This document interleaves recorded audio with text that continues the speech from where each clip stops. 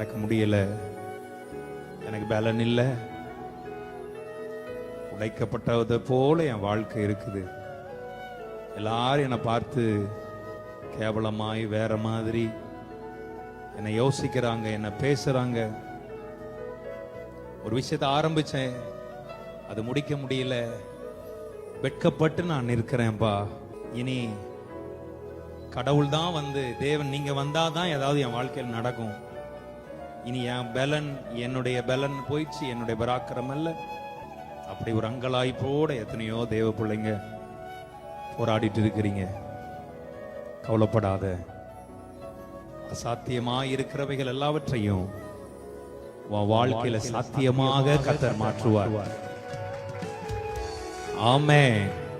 இப்ப இருக்கிற இந்த இருள நீ இருக்க போறது அல்ல, உன் இருளை வெளிச்சமாய் மாற்றுவார்.